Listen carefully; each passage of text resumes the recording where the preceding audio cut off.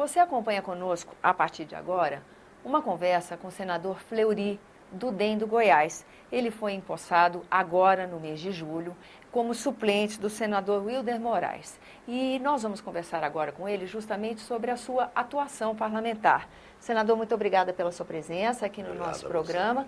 A gente já conversou um bocado antes de começar a gravação, né? É verdade. E o senhor me falou sobre muita coisa interessante, porque o seu foco de atuação é justamente a questão agrícola, rural, né?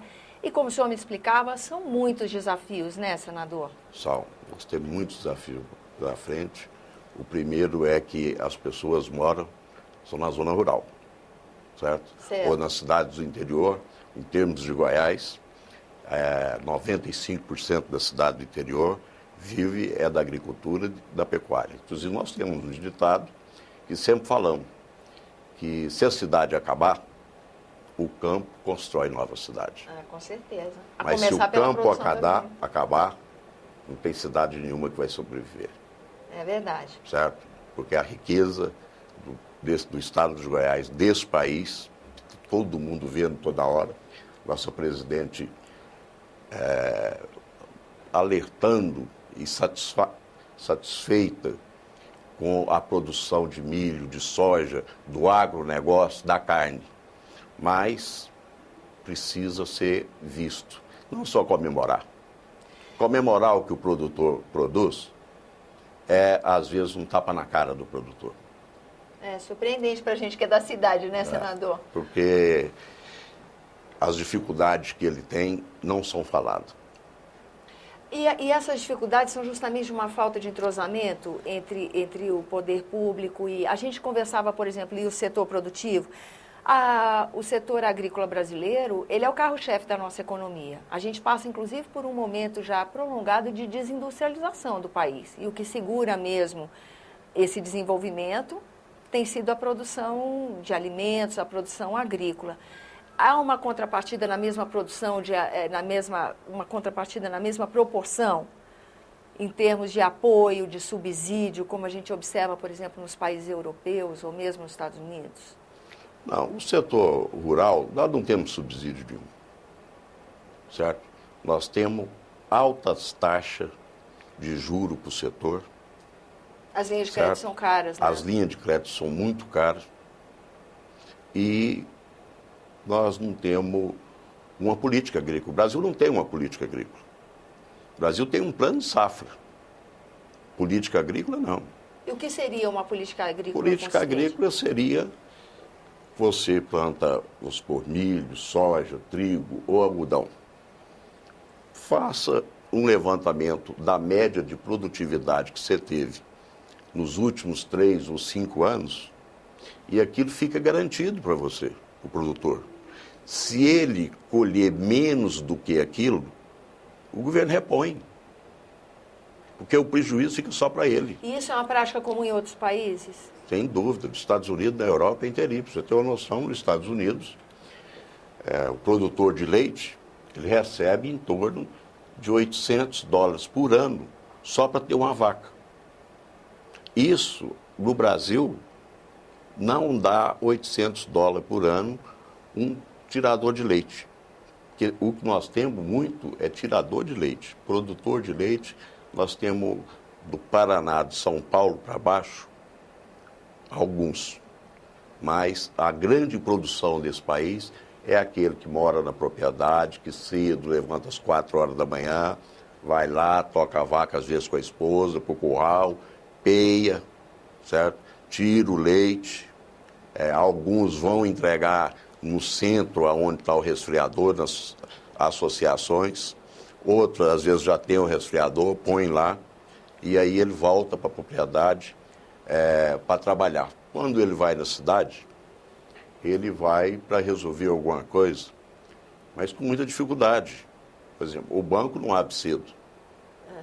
Certo? É outro ritmo. Então, a hora que ele chega, ele tem que esperar um pouquinho o banco abrir, porque daí a pouco, meio-dia ou 2 horas, ele tem que estar na propriedade para apartar aquela vaca. Então, ele vive numa correria, certo?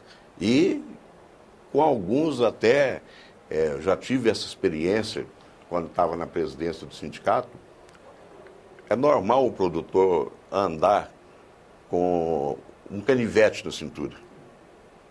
E hoje os bancos, com a segurança... Detector de metal. Detector de metal. E aquilo assusta que você não imagina o tanto um produtor. Certo? Certo. Falta esse esclarecimento, certo? Eu acho que deveria o governo... Suporte no mínimo detalhe mesmo. Eu acho que o governo deveria ter, como existe a hora do Brasil, a hora do campo, ou a hora do interior, como deveria ter também a hora escolar. Certo? Porque, pensando na educação, eu acho um absurdo esse país ainda não ter escola em tempo integral. Você não acha hoje um menino que joga futebol. Acabou. Os grandes está aí a prova da Copa do Mundo. Nós não temos mais futebol em campo de terra. Hoje você vai no colégio, é ali fechado, estão aprendendo a internet, estão aprendendo essa nova tecnologia, né?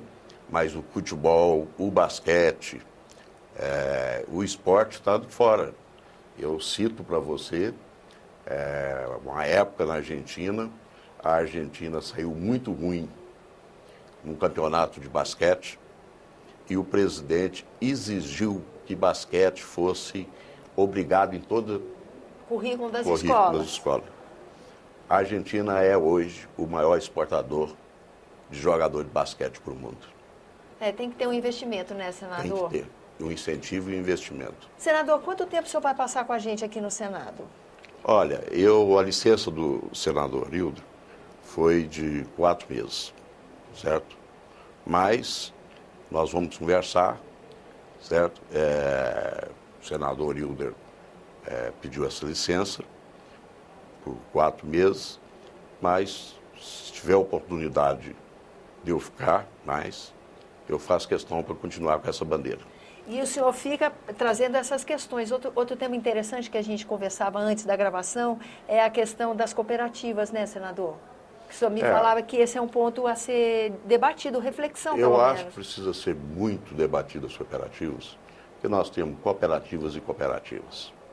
Nós temos cooperativas no Brasil que a realidade, que se você perguntar na cidade, eles vão dizer o seguinte: o produtor está mal, a cooperativa está mal, mas os diretores estão bem. A gente ouve muito isso. Entendi. Então, isso precisa largar de ser meio de vida. É uma distorção da função da cooperativa. Eu acho que todas as cooperativas deveriam ter um estatuto de, no máximo, 2 mandatos. Se fizer um levantamento, eu garanto para você que a maior parte dos presidentes de cooperativa tem uma vida grande lá dentro, não só de trabalho, mas de anos de mandato. Entendi. Um certo favorecimento. Outro tema que a gente conversava antes da gravação é a questão do Código Florestal. Nós estamos elencando aí, tem uma cesta de temas para o senhor trabalhar aqui nesses meses, né? Sobre o Código Florestal, o senhor também falou coisas interessantes. Eu acho que o Código Florestal faltou discutir com a classe, com os produtores, certo? Entrou ONG, entrou radicais, ambientalistas, e os próprios produtores não tiveram voz, certo? Não foram ouvidos.